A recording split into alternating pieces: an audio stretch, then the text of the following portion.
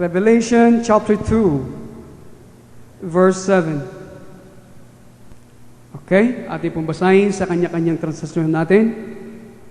Ang nakakarinig ay makinig sa sinasabi ng Espiritu sa mga iglesia.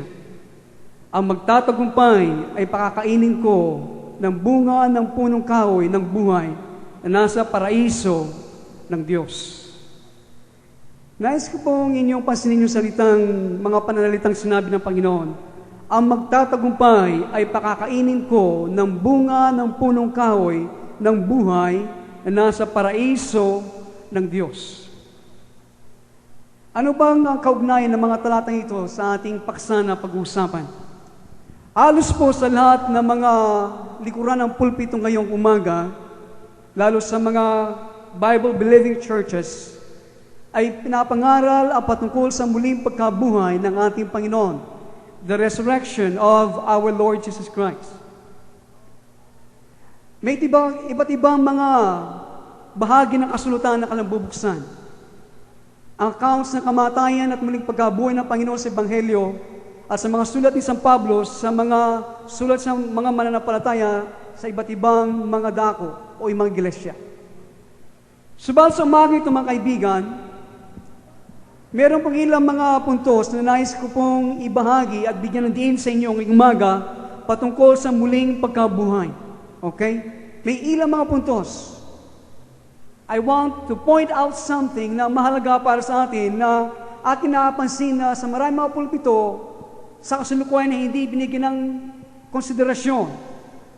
Hindi laging binibigyan ng lalong liwanag at aking napapansin, marami sa mga talata patungkol sa muling pagkabuhay, hindi sang-ayon sa buong katuruan ng Biblia. At aking din mapapansin ngayon sa maraming pangangaral patungkol sa muling pagkabuhay, ay wala sa tamang pangangatwiran or logic. So, sa umaga ito mga kaibigan, ang muling pagkabuhay mula sa mga kapatay ay isang bagay sa maraming mga Kristiyano, they take it for granted. Hindi ito ganong binibigyan ng pansin at halaga. Sinasabi nila, kung ako ba ay gumawa ng 4 na hakbang ng kaligtasan, ako ay ibabangon mula sa mga patay tungo sa kalwalatian, yun lang pong katotohanan yun o bagay na yun, minsan meron ng confusion o kalituhan sa maraming isip ngayong umaga. Sa umaga ito mga kaibigan, the purpose of resurrection ay ating pag-usapan. The purpose of resurrection is not to go to heaven. Baka kayo magugulat. Ang layunin po ng muling pagkabuhay mula sa mga patay, listen, ay hindi para dalhin tayo sa kalangitan. We go to heaven when we died. Okay? Kung tayo lolobin ng Panginoon, kung tayo mamatay, tayo pupunta sa kalangitan. Pero hindi po ito ang layunin ng muling pagkabuhay para tayo dalhin sa kalangitan. The purpose of resurrection is, listen, is so we can live again on the earth. Ang layunin po ng muling pagkabuhay mula sa kamatayan, okay, para po tayo muling mabuhay at manirahan dito sa lupa. At ang katotohanan yan, sa maraming mga kaisipan ngayong umaga, ay hindi nila ma-cope up, hindi sila makasunod, at hindi sila makasabay. Ano bang ibig ko sabihin kapag hindi tayo babangon mula sa kamatayan at hindi tayo dadalhin sa kalangitan? Ano bang ibig natin sabihin doon sa bagay na yun? Alam po natin, tayong lahat, we go to heaven. Tayo po lahat ay pupunta sa langit kung tayo po naglilingkod sa Diyos, kung tayo ligtas, tinanggap natin ang Panginoon. Okay? Tayo po, kapag tayo namatay, tayo po ay pupunta sa kalangitan. Well, kung ito po ang ating kalagayan, ang layunin po ng pagkabuhay na maguli ay hindi po sang-ayon sa maraming kasulatan. Sapagat po sinasabi sa 1 Thessalonians chapter 4 verse 16, sinasabi, in the day of resurrection, the Lord will bring with Him. Di ba naalala natin? Those who sleep in Jesus will God bring with Him. Ito po sinasabi sa 1 Thessalonians, na sa araw po ng muling pagkabuhay, ang Panginoon ay kanyang sasama niya, okay? Nakasama niya lahat ng nahimlay, lahat ng natulog kay Jesus ay kanyang isasama sa muling pagkabuhay. So, Dito pa lamang po ay ating makikita para bagang kung tayo namatay kasama ni Kristo, tayo namatay pupunta sa kalangitan, at ang mangyayari sa pagkabuhay na maguli, ang mangyayari ba ay kukunin natin ating katawan dyan, na muling itinayo ng Diyos at pagkatapos tayo babalik sa kalangitan, gagawa tayo ng U-turn? Isipin po natin, it makes no sense, hindi ba? Tayo, kapag tayo namatay kasama ng Diyos, nasa ating Panginoon, at tayo tiyak pupunta sa kalangitan, kung tayo namatay, naglilingkod, ligtas, nagpupunyagi, pagkatapos sa muling pagkabuhay, kukunin natin ang ating katawan, pagkatapos babalik na naman tayo sa langit, gumawa lang tayo ng U-turn. What is the use? Tayo okay na, nandun na sa kalangitan kung tayo namatay kasama ni Kristo. We don't have any body, wala tayong katawan, nandun na tayo sa kalangitan. Bakit kailangan pa natin ang katawan na ito para magbalik muli sa kalangitan? Inyo po nakikita ang tampang angatuwiran doon? So therefore, the purpose of resurrection is not to take us to heaven at all. Hindi ba? Alayo na naman ang pagkabuhay ay ating makikita dito na hindi tayo para hindi talhin sa kalangitan. Hindi na natin kailangan na ibangon muli ang ating katawan na ito para tayo makarating sa langit at makasama si Jesus. Hindi ba? Nandiyan ba kayo? Hindi na natin kailangan ang katawan na ito para tayo makarating sa langit at makasama Panginoon. Bakit kailangan tayo muling mabuhay at makuha ang katawan na ito?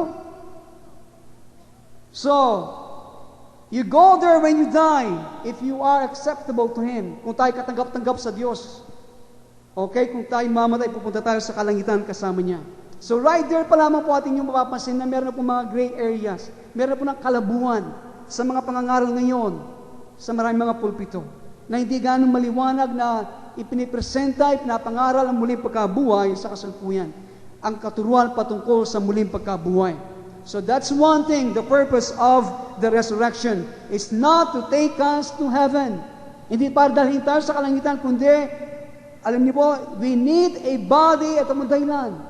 The purpose of the resurrection is because we need a body to live on the earth. Kailangan natin ang katawan, kailangan natin muling mabuhay sapagkat kailangan natin katawan ito para makapamuhay muli dito sa sanglibutan ito.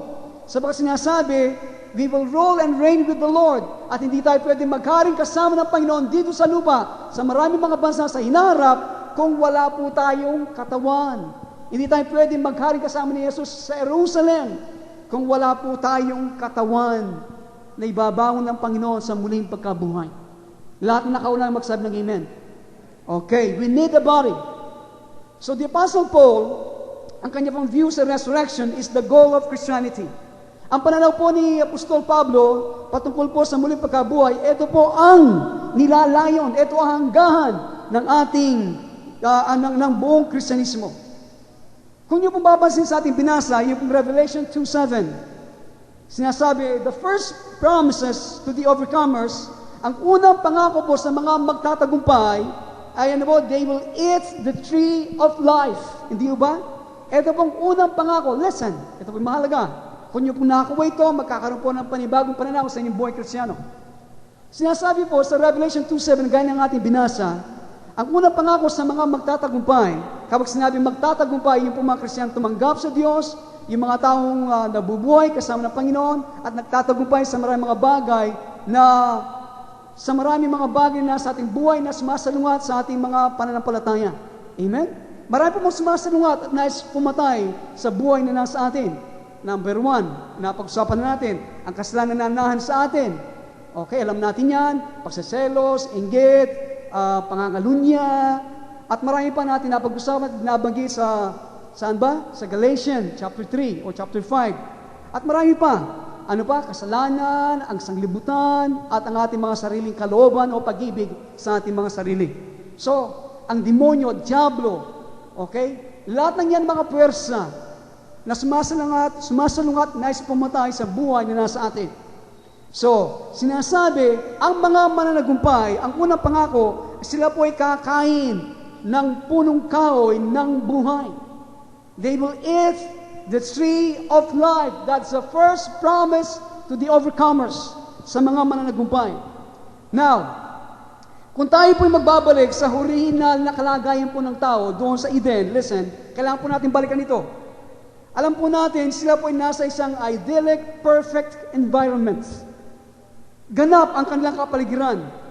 At ang tao ay inutusan para ito linisin, i-dress up, ang hardin na ito kung saan siya inilagay. That was the charge given to Adam. There's a beautiful garden, an orchard. Napakaganda po ng hardin na ito. Kaya, ito'y kanilang alagaan, biisan, that all he had to do, yun lamang po ang dapat gawin ni Adan. But God put a tree there. Meron pong nilagay ang Diyos ng isang, ng punong kahoy. Okay? At ang punong kahoy na yan, na hindi natin, alam natin, yung punong kahoy, nagbibigay ng kaalaman sa mabuti at masama. Pero alam po ninyo, sa kalagitnaan ng hardin na yan, o halamanan, meron mo isang punong kahoy. Ito po ang punong kahoy ng buhay. Okay, there are two trees in the midst of the garden. The tree of life and the tree of the knowledge of good and evil. And God has church originally, yung pong unang mga tao na sila po ay ito pang original na utos ng Diyos. Na sila po ay lumago sa wangis at larawan ng Panginoon. Iyon ang mataas na utos ng Diyos sa tao. At kanya sinabi sa tao na huwag kainin ang puno ng kahoy na yan na nagbibigay ng kaalaman sa mabuti at masama. Do not eat of that tree. The day you eat that tree, you gonna die. Sa oras na kainin mo ang punong kahoy na yan, ikaw ay mamamatay. Alam niyo ba mga kaibigan, alam natin kasaysayan, they disobey God, and that is the issue. Sila po ay nakasala dahil they have disobeyed God. Disobedience. It is a sin. Hindi sila sumunod sa utos ng Diyos. Yon ang kasalanan. Kaya, pagkatapos po noon, God said, after men fell, pagkatapos po ang tao ay magkasal, bumagsak, sabi niya, we have a problem. Meron tayong problema. Merong puno sa kalagitnaan ng hardin. And what was the tree? Ano po yung punong kahoy na yon? The tree of life. Ito ang kanilang problema. Kaya sinabi ng Diyos, God assigned a cherubim with a sword to guard the way of the tree of life. Kaya ginawa po ng Diyos, pinabantay niya sa isang cherubim na may hawak ng espada. Para ang mga taong ito nakasala ay huwag silang magkaroon ng access at makalapit sa punong kahoy nito, nagbibigay buhay. Hindi ba niyo napansin kung ano ang ating pinag-usapan dito? The last thing in Eden, yung pong pinakahuling bagay sa Eden, yung punong kahoy ng nagbibigay buhay, ito naman ang unang pangako sa mga magtatagumpay. Hindi ba? Yung huling bagay, the last thing in Eden, that is the tree of life, this is the first promise to the overcomers. Now, bakit po ang Diyos masyadong nag-aalala siya sa punong kahoy nito? Why God so concerned about that tree? Sabagat ano bang mangyayari kapag ang tao ay kumain sa punong kahoy na yon? Ano bang mangyayari sa kanila? Ang mangyayari po ganito, the eating of the tree of life gave you immortality in your body.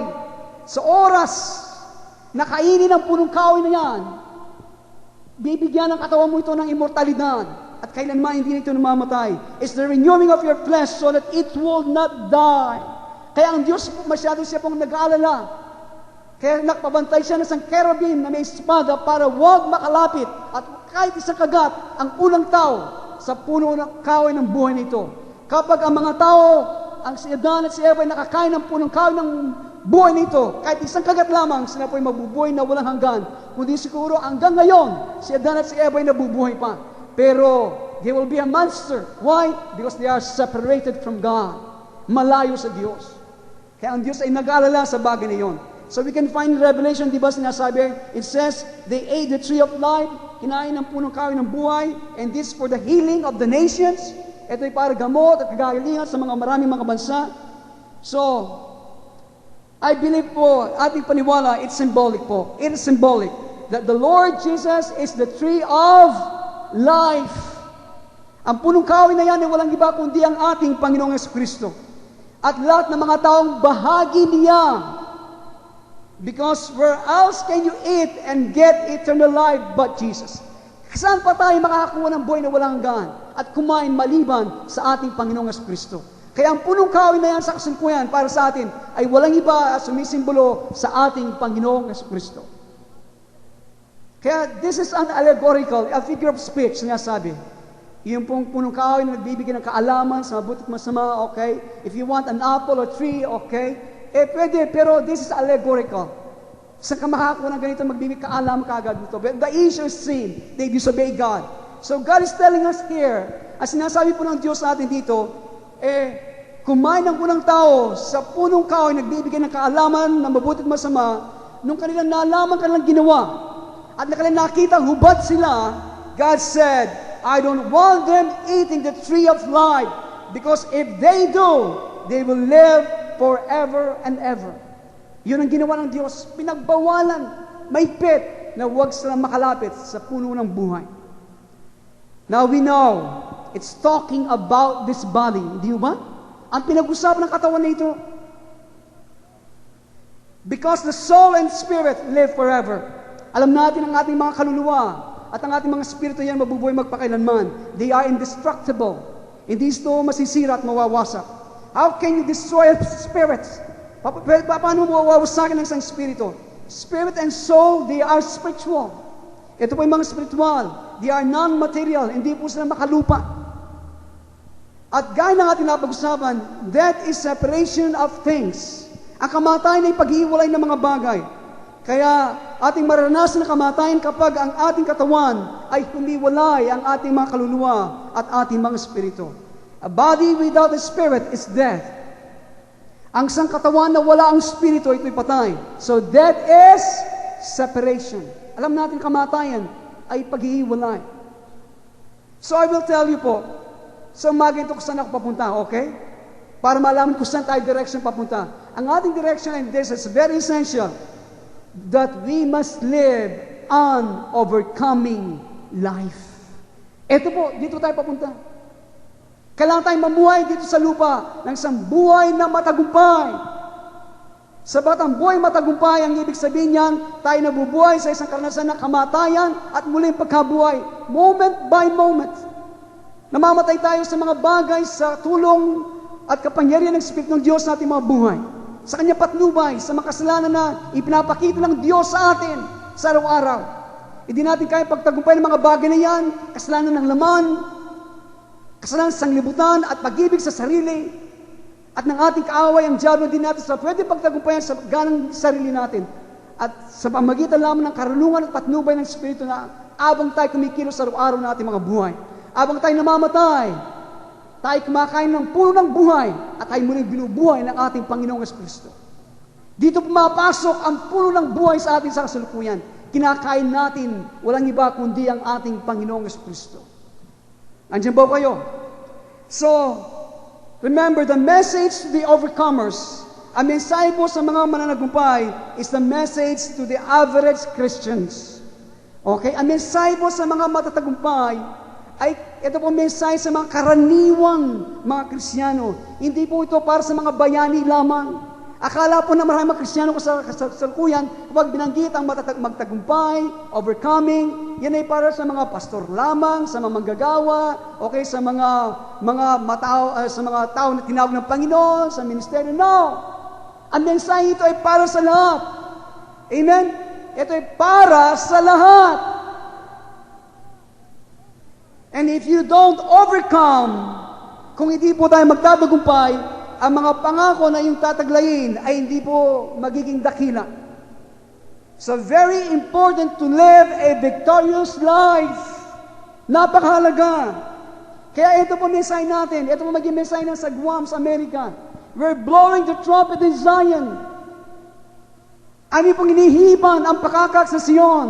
Ang sinasabi po nito ay aming ipinapakita sa tulong ng Diyos ang kasalanan ng kanyang iglesia. Ihiban, ang ibig sabihin niya, ipakita mo ang paghahatol ng Diyos sa kasalanan na nasa atin. Sabat marami ngayon sa maraming iglesia, mga Kristiyano, hindi nila alam ang kanilang ginagawa.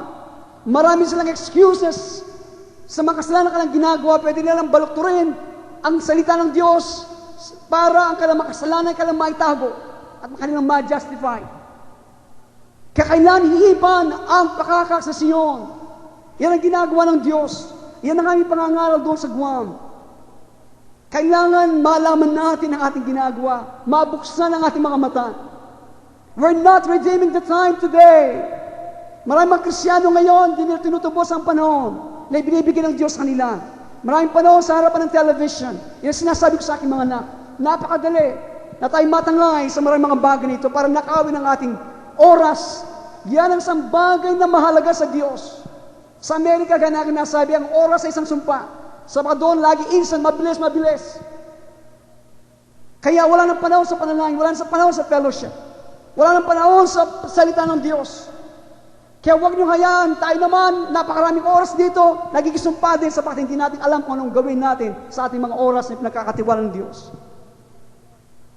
We need to overcome, we need to redeem the time. Gaya na kinasabi, it is serious today. Seryoso ng Diyos, seryoso ang panahon natin. Ang nakaraan ay nakaraan na. Gaya na kinasabi, merong panahon na ang Diyos ay kanyang inayaan ang nakaraan. I-wait at the time, at the past. Sa makasalanan natin nagawa. But today is very, very serious. Ako po mismo aking naranasan ito. Personally, ako po naranasan. Konting bagay lamang na mapabayaan kong bagay na ito. Para bagang ang nangyari sa akin, ang layo ng Diyos sa akin. Para milya. Para ba nasa Amerika ang Panginoon at nakadito ako. Kaya meron isang bagay na sinasabi ng Diyos na hindi ko nagawa. Na alam ko na dapat kong gawin. Ano pa kaya kayo? Show my people their sins, because if we don't overcome through the Lord Jesus, we will not get immortality in the body. Kaya itong ginagawa ng Diyos. Kung hindi tayo makakaroon ng immortalidad sa katawan na ito. Let alone sa mga iba pa mga pangako ng Diyos sa atin. Paano natin ito makakamtan? Now, when we think of the resurrection, kapag ating pong inisip ang muling pagkabuhay, hindi po natin iniisip yung kainin natin, ang punong kahoy ng buhay. Kagad sa maraming pulpito ngayon ng muling pagkabuhay, meron kinalalaman sa mga cross bands. Amerika po yung gano'n yung cross bands cross. Yung pong mga tinapay na kakaugis na krus, yung mga itlog, gaya ko po noon, nung mamalilit kami, meron kaming mga itlog na hanap, mga price eggs, gano'n, no? Ito ay gagawin namin sa panahon ng Easter, mga sunrise service. Pero mga kaibigan, ang mga ito ay walang kinalalaman sa muling pagkabuhay ng Panginoon. Okay, when we think about the resurrection ngayon, ang ibabanggit, if we are raptured, kung tayo ay mara-rapture, it means na parang baril tayo ay shoot up doon sa kalangitan. Yun sa bagay ng isa pang problema. Hindi mo na unawa ng marami. What then is resurrection? Ano bang ibig sabihin ng muling pagkabuhay? Para mas maliwanag ito sa atin. Ang muling pagkabuhay, aking babanggitan ng pagkalatan na kahulugan nito, it is God's summoning, okay? Ito ay tinatawagin ng Diyos ang lahat na nasa libingan. At sinasabi ng Biblia, kanilang madidinig ang kanyang tinig at sila'y kanyang ibabangon. They shall come forth, okay? Here, ito mo mangyayari. Pag ang Diyos ay tinawag niya at lalabas sa kanyang tinig, lahat na nasa libingan na mangyayari po, lahat ng mga molecules ng katawan na ito, okay? Ito po mangyayari na nakakalat, samantalang sa panahon na yon, na tatawagin ng Diyos ang lahat na nasa libingan. Wala pong problema dito kung kayo po ay pumutok kayo o nasunugan, whatever, ano ba tawag doon sa pulinarya? Hindi yun, yung incriminate kayo, whatever. Wala pong problema ang Diyos dyan eh. Okay? Lahat ng molecules ng ating katawan ay nakatagyan sa Panginoon. Alam niya kung nasaan yan. So if God summoned that in the day of resurrection, God will reassemble that. Assemble tayo ng Panginoon. Maging animated tayo. God will reconstitute your body. And you came forth. That's the resurrection. Andiyan ba kayo? I-assemble niya muli ang katawan na ito. So ang Diyos po ay walang problema sa kanyang bagay na yan. Now, according to the 1 Corinthians chapter 15, this is the resurrection chapter. Okay? Basahin po ninyo yan. 1 Corinthians chapter 15. And resurrection is the central doctrine of the Bible. Okay? Ang muling pagkabuhay, yan po ang sentrong katuruan ng Biblia. Si Pablo, binanggit niya ang dugo, sinasabi niya, without the shedding of the blood, there's no remission of sins. Pero kapag binanggit niya ang resurrection, tignan po ninyo, i-get oratorical. Marami sa masasabi sa muling pagkabuhay. Paul says, our preaching is vain. Everything is vain. Sabi niya kung walang muling pagkabuhay. So sinasabi niya po sa 1 Corinthians chapter 15, verses 16 to 23. Basahin po natin. Tignan niyo po sinasabi ni Pablo patungkol sa muling pagkabuhay. Sapagkat kung walang pagkabuhay na maguli, hindi muling nabuhay si Kristo. At kung hindi muling nabuhay si Kristo, walang saysay ang inyong pananampalataya. Hindi ba kayo nahangos sa inyong mga kasalanan? At napahamak na ang mga manampalatayang namatay na. Verse 19, kung sa buhay na ito lamang may pag-asa tayo kay Kristo, tayo na ang kaawa-awa sa lahat ng tao. Subat ang totoo, nagbangon si Kristo mula sa mga patay. Siya ang unang bumangon mula sa mga nasa libingan. Yamang tao ang nagdala ng kamatayan, tao rin ang nagdala sa muling pagkabuhay. Kung paanong lahat ay namatay dahil kay Adan, lahat naman ay mabubuhay dahil kay Kristo. Isa-isa na nga lamang si Kristo muna at pagkatapos ang mga kay Kristo naman sa kanyang pagbabalik. Napakaliwanag ko, hindi ba? So, yun po, ang kanyang tinutukoy dito, listen, ang tinutukoy dito ni Pablo ay ang ating katawan. Hey! Nandiyan ba kayo? Ang kanyang tinutukoy, walang iba kundi ang ating katawan. So, this doctrine has been lost to the church. We don't understand it at all. Ang katuruan na ito ay nawala po sa iglesia. Hindi nila lubos na unawan. Sa kanila, ang muling pagkabuhay ay rapture. Ang muling pagkabuhay ay ascension o pag-akyat. So what does resurrection means to you? Anong ibig sabihin ng muling pagkabuhay sa atin? Listen, does it mean the assembling of the molecules of your body? Right, bagay yun. Pag-assemble ng Diyos sa katawan na ito, ng ating katawan. So remember, kung sakasakal sa panahon na ito ng muling pagkabuhay na dumating sa atin, ang gagawin po ng Diyos, kasama natin si Jesus Cristo, hindi ba? Siya ibababa, kasama natin, at pagkatapos kukunin po natin ang katawan na ito. The Bible says, those who sleep in Jesus will God bring with Him, and the dead shall be raised. Okay. At ang mga patay ibabangon, that means that they come down, and they get their body, and up they come to stand on the ground. Pagkatapos mo noon, babalik tayo kasama ni Kristo, pagkatapos tatayo tayo, ibabangon tayo, at tayo tatayo sa ibabaw ng lupang ito. Nandiyan ba kayo? Ito bang ibig sabihin ng resurrection, ng muling pagkabuhay mula sa mga patay? Now they are reconstituted flesh and bones.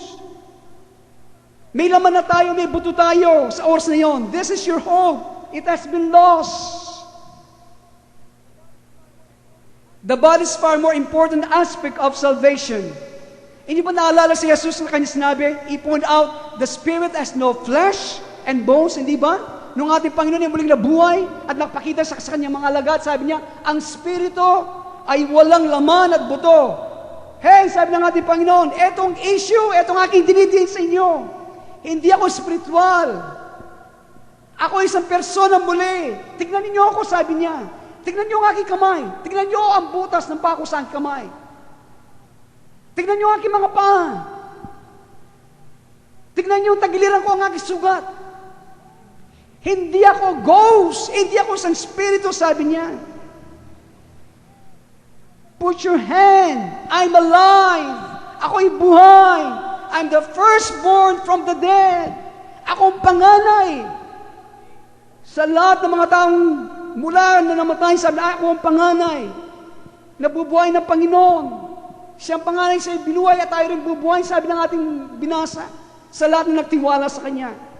And we're not fully son of God until our body has been adopted.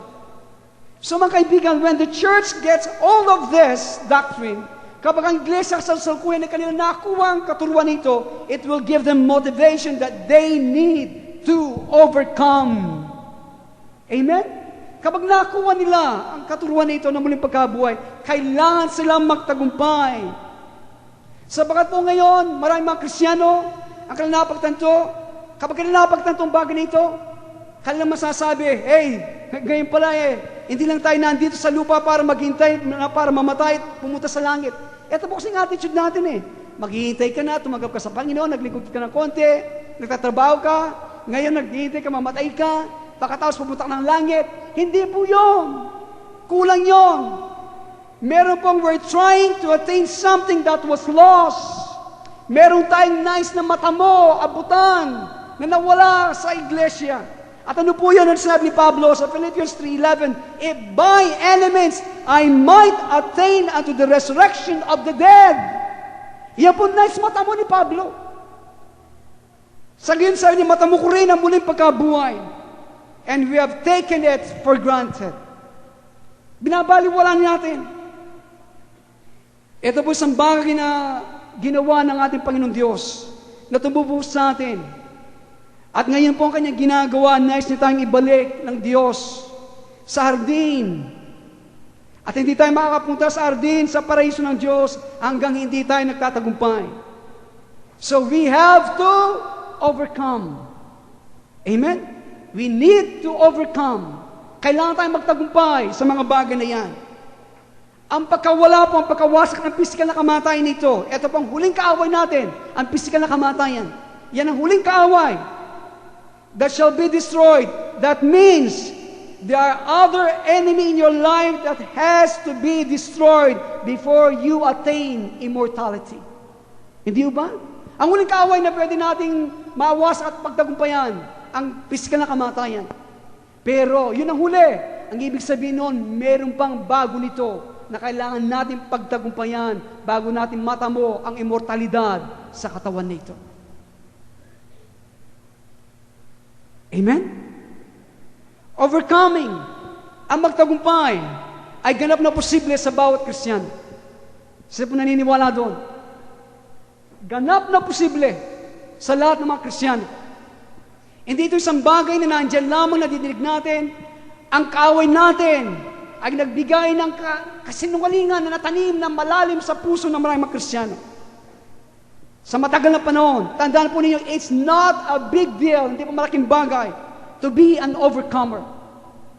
Akala po natin, gaya na kinasasabi, yung overcomer, magtagumpay, hindi para sa akin yan, para sa inyo po ito. Amen, para sa atin ito. Hindi ibig sabihin, hindi tayo nadadapa, hindi tayo nagkakamali tayo, pumapalpak tayo. Pumapalpak po ako. Kung sasabihin ko lang kapalpakan ko, baka hindi na kayo mag-attend. Pero ako'y nagpupunyagi na alam ko, posible ang bagay nito. Amen? Amen? It's the normal Christian life. Ito pong normal Christian life. It is not an exceptional thing. Ang bagay nito. Not to overcome is to live a defeated life. Ang hindi magtagumpay, ibig sabihin yan, tayo nabubuhay na isang bigong buhay. Talunan. Ano bang ibig sabihin na magtagumpay? What does it mean in a simple term? Alam niyo po, this is not very complicated. Today, now, ngayon, nais ng Diyos na tayo magtagumpay. You have a challenge in your life right now. Ngayon, meron tayong mga hamon. Listen, ngayon bago kayo malis, pumunta dito, o sa nakaraang araw, meron kayong mga hamon sa inyong mga buhay. Everyone in this room, meron tayong mga bagay na mga major, mga mahina, mga lalaki at mga maliliit na mga problema sa ating mga ugali, sa asal natin. Okay, we have that problem. At alam niyo po, God never leaves us without a challenge. Because we're in this world to learn about God. Tandaan po ninyo. Ang bawat sa atin, maging pastor ka, maging banal ka, sino ka man, walang iiwan ng isang hamon ng Diyos sa inyo. Sino man tayo, may hamon tayo na kailangan natin pagtagumpayan at kahinaan na inilagay tayo ng Diyos. Sabat nandito tayo sa lupa para matutunan at makilala at maranasan ang Diyos. Andiyan ba kayo? Ang nakakalungkot lamang, napakasaklap na aking nakikita. Yung mga hamon na yan, kesa tayo matuto at maranasan natin ang Diyos at makilala siya, ang ginagawa natin, tayo nag-yield sa ating laman, sumusuko sa ating laman, kesa na maging matutunan natin ang Diyos at makilala siya, ito nagiging dahil na tayo napapalayo sa Diyos. Ang aking dalangin sana, kapag tayo nadapa at tumayo tayo, at ang kininad sa pananampalataya ang kanyang mga pangako, at dito tayo lumalago sa karanasan at makakilala sa Kanya. At sa tuwing, darating na naman ang mga bagay nito sa ating mga buhay, mga major at mga minor, sa tulong at patnubay ng Diyos, ating pwedeng pagtagumpayan. Sa tayo nagtatagumpay, kumakain tayo sa punong kahoy ng buhay. Dito siya pumapasok. At sinasabi, the first promise to the overcomers, they will eat the tree of life. At yan ay nangyayari, momento-momento, bawat minuto ng ating mga buhay, yan ang ginagawa ng Diyos. Amen? Amen? So we're in this world to learn about God. So our discipleship, listen, ang ating pong pagsunod sa Panginoon bilang kanyang mga tagasunod, ay binubuo po na ating abutin, hawakan ang walang hanggang buhay. Listen, ang bawat bahagi po ng personalidad na ito ay mapuno ng kanyang buhay. Amen? Ito po ang purpose ng ating discipleship. Para ito'y binubuo ng paghawakan natin mabuti. Yung pong walang hanggang buhay na nasa inyo. Hanggang yung walang hanggang buhay nasa inyo listen, maging bahagi ng ating buong personalidad hanggang tayo po ay mapuspos ng kanyang buhay. Marami sa atin, listen, ito po nga kinapapansin. Tayo mismo ay winawasak natin. Pinapatay natin ang ating muling pagkabuhay. Ano mong ibig sabihin? Kesa tayo nabubuhay na maguli sa araw-araw, tayo mismo ang pumapatay sa ating mga sariling pagkabuhay na maguli. Sapagkat pagkapag bubuhay tayo na maguli ng Panginoon, paano tayo bubuhayin kung wala ang kanyang buhay na nasa atin? Andiyan ba kayo? Kaya dapat ang buong personalidad natin, buong bahagi natin ay mapuspos ng walang hanggang buhay. So ang bawat paglakad natin po sa araw-araw dito sa lupa, nandito po, eternal death and eternal life struggle for mastery in us. Listen, each day of our walk on the earth, eternal death and eternal life struggle for mastery in us. Yan po ang nagpupunyagi, ang dalawang ito sa bawat araw ng ating mga buhay. Walang hanggang kamatayan at walang hanggang buhay na nais kumontrol at sumupil sa atin. If we serve the Lord Jesus, we will grow until we are filled with His life. Kung tayo maglilingkod sa Kanya, tayo mapupuspos ng Kanyang buhay. Then, kapag yun ang nangyari sa atin, kapag siya'y maayag doon sa kalangitan, if He will fill our bodily form with eternal life, He will fill it kapag siya po'y nahayag sa kalangitan. Kaya ito pong mangyayari, bubuhayin niya, pupunuin tayo ng walang hanggang buhay. This is what Paul is striving to attain, to grasp, to arrive at, to apprehend, na mapuspos ang kanyang katawan na ito ng walang hanggang buhay sa pagdating ng ating Panginoong Jesucristo. Amen? Amen? So, kapag inyo po nakakaway, magbabago niyo pananaw sa Kristyanismo. Hindi yung para kayong bala na ibabalil doon sa lapap na hinihintay ninyo. Yan hindi mangyayari hanggang, ano bang unang mangyayari? Ascension ba? Rapture ba? O resurrection?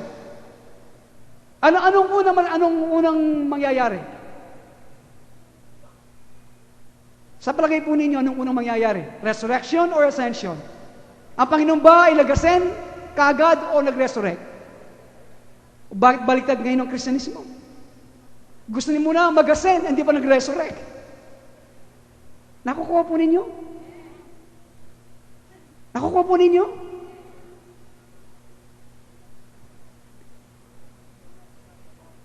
So if we do not serve the Lord Jesus, spiritual death will supplant the life that was given us when we accepted Christ. Kaya hindi po tayo maglilingkod, mag-aatin ang gawain ng Panginoon. Ibibigay kanyang buhay sa Kanya. Ang mangyayari po, ang spiritual na kamatayan, ang papalit sa buhay na ibinigay ng Diyos sa inyo nung tanggapin niyo siya na sariling tagapagligtas niyo. Ano ang gusto niyo? Ipagpalit ang spiritual na kamatayan sa buhay ni Kristo nasa inyo? The Lord will warn us, itong gagawin ng Panginoon, babalayan tayo ng Panginoon at re-rebuke na tayo.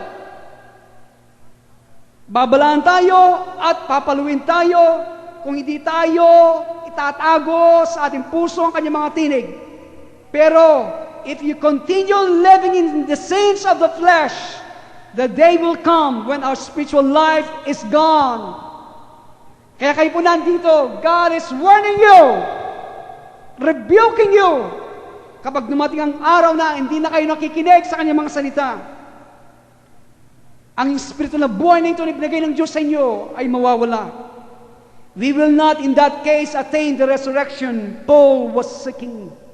Hindi natin matatamo ang muling pagkabuhay mula sa mga patay na hinahanap ni Pablo. So I warn you today, brethren, don't continue living in the sins of the flesh. Huwag kayong magpatuloy sa kasalanan ng laman na ito. The soul that sins shall die. Ang isang kaluluwa na patuloy nagkakasal ay mamatay. Physical death came to us through Adam, and physical immortality will come to us through the Lord Jesus Christ. Ang physical na kamatayan dumating sa atin sa pamagitan ni Adan, subat ang physical na immortalidad ay darating sa atin sa pamagitan ng ating Panginoong Jesucristo. So we have said, only those who overcome sin will be given to eat the tree of life. No amount of correct doctrine, listen to this. No amount of correct doctrines, anumang karami ang tamang katuruan na alam mo sa Biblia, hindi dadalhin sa isang individual na siya'y muling bubuhayin na maguli at magbabalik na kasama ng ating Panginoon. Hindi po nadinig yan? Kahit alam mo ang lahat ng matuwid na katuruan sa Biblia, hindi yan sapat para buhayin kang maguli ng Panginoon sa kanyang pagdating. Only those who live by the body and blood of the Lord will be able to be raised from the dead and caught up to the Lord in that day. Sila mga tao lamang na kumakain sa laman at umiinom sa dugo ng Panginoon. Sila lamang ibabangon at kukunin ng Panginoon sa araw ng kanyang pagdating. Kaya sinasabi ng Biblia, where the slain lamb is, there will those be who live by His life. Kung nasan daw ang pinaslang na kordero, walang iba ang ating Panginoon. Nandoon din, mabubuhay at nandoon din ang mga tao na bubuhay sa Kanya at mananatili. Kaya sinasabi po sa John 6:54, ito po, John 6:54, whoso eateth my flesh and drinketh my blood hath eternal life, and I will raise him up at the last day. See? Ang Panginoon mismo nagsalita niyan. Ang kumakain ng aking katawan, meaning, pinamumuhay natin kanyang salita, binabasa ang kanyang salita, nagiging bahagi natin sa ating buong pagkatao ang kanyang salita, at umiinom ng kanyang dugo, umiinom, nagpapataw, naglilinis ang kanyang dugo sa ating makasalanan, ang kanyang dugo ang siyang tumatakip, ang siyang nag-iingat sa atin, iniinom natin ang kanyang dugo, ang kanyang pagtitiis, ang kanyang pag-iirap, at sinabi niya, ay may buhay na walang hanggan, at ibabangko siyang muli sa huling araw. Andiyan ba kayo? Ito po ang kailangan natin para tayong makasama sa muling pagkabuhay. Nabubuhay ng Diyos ang katawan na ito. At magharing kasama niya sa Jerusalem sa panahon na darating. Amen?